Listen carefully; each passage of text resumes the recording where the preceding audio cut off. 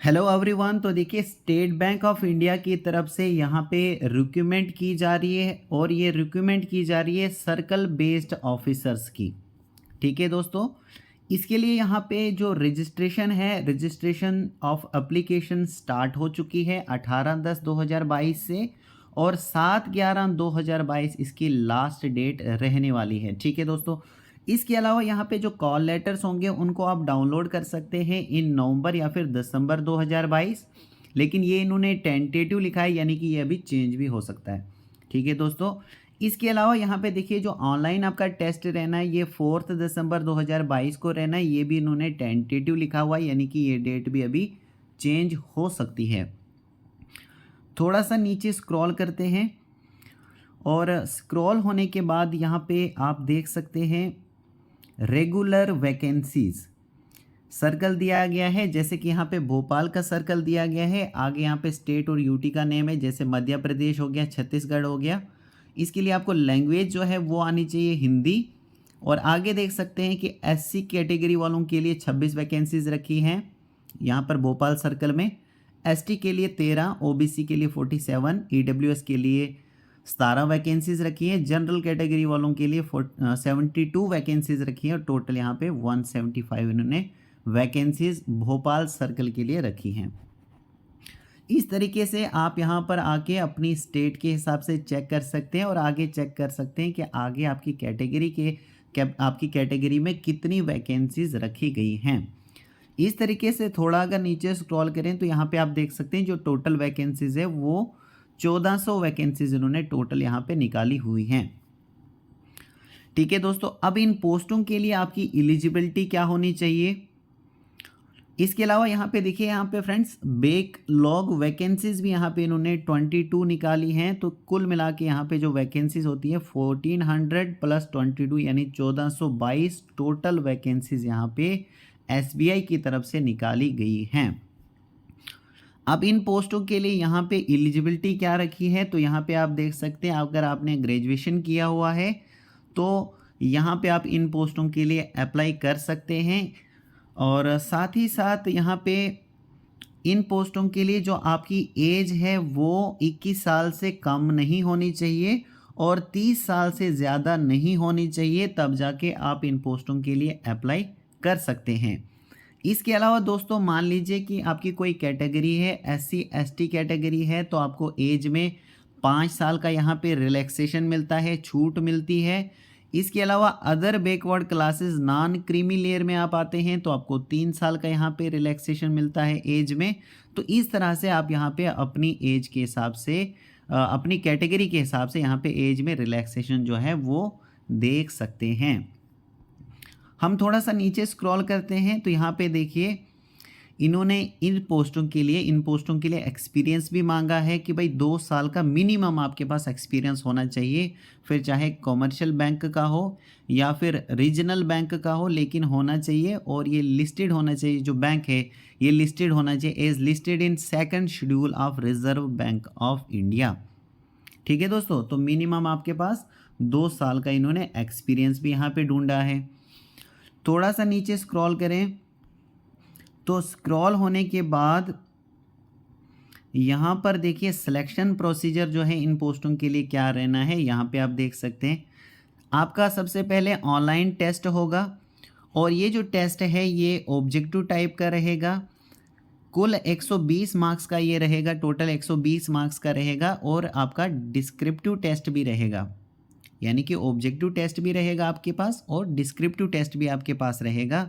और जो descriptive test है ये 50 मार्क्स का यहाँ पे रहने वाला है और ऑब्जेक्टिव टेस्ट जो है 120 मार्क्स का यहाँ पे रहने वाला है।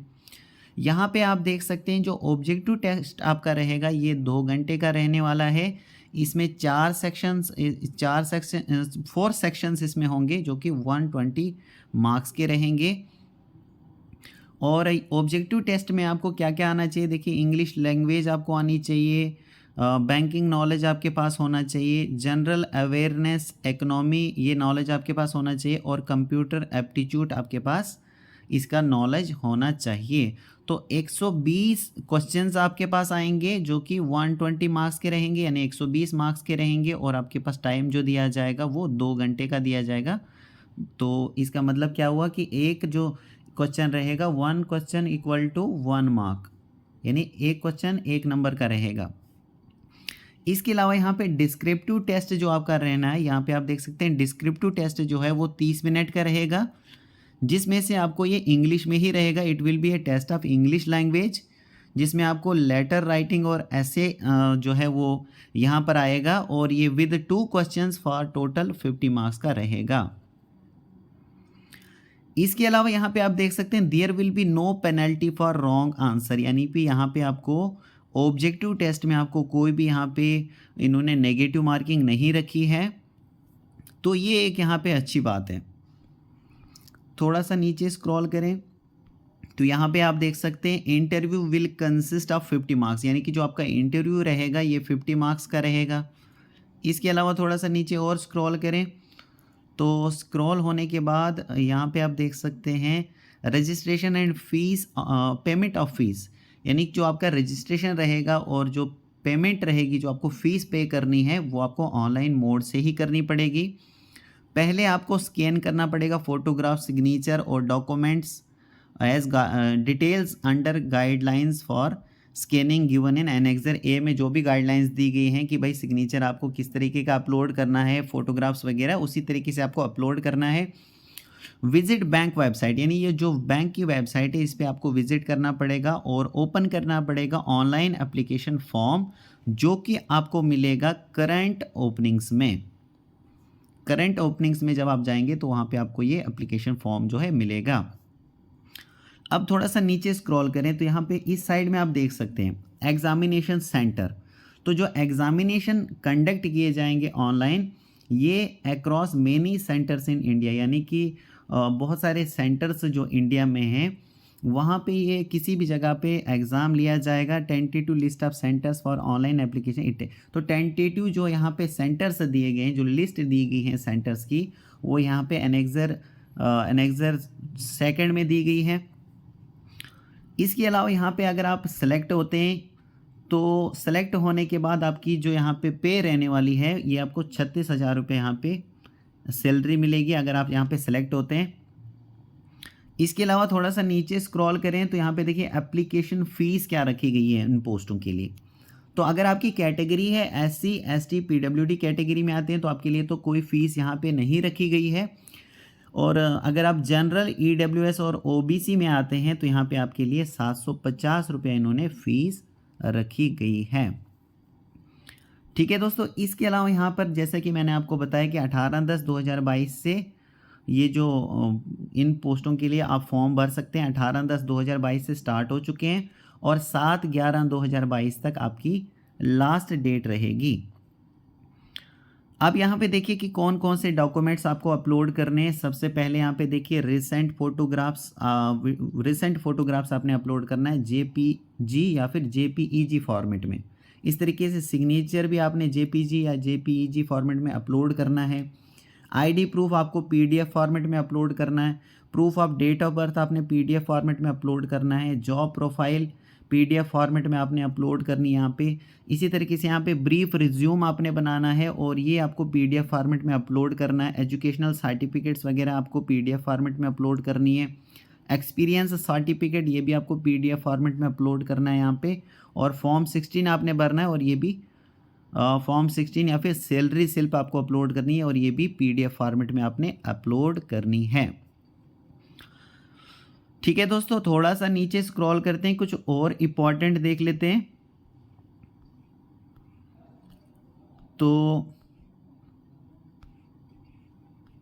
काफ़ी बड़ी लिस्ट है दोस्तों, थोड़ा सा नीचे और यहाँ पे आप देख सकते हैं एग्जामिनेशन सेंटर टेंटेटिव लिस्ट इन्होंने रखी है। जैसे कि दोस्तों यहाँ पे अंडमान एंड निकोबार की अगर हम बात करें तो इसका ऑनलाइन एग्जामिनेशन सेंटर रहने वाला है पोर्ट ब्लेयर में, और स्टेट का जो कोड है वो यहाँ पे 11 इसका स्टेट का कोड है। इसी तरीके से अगर हम यहाँ पे बात करें मेघालय की बात करें तो यहाँ पे स्टेट कोड देख सकते हैं 29 स्टेट कोड है मेघालय का। यहाँ पे जो ऑनलाइन एग्जामिनेशन सेंटर रहने वाला है वो यहाँ पे शिलोंग में रहने वाला है। तो ये यहाँ पे एग्जामिनेशन सेंटर्स की इन्होंने टेंटेटिव लिस्ट अटैच की हुई है। इसको भी आप यहाँ पे देख सकते हैं।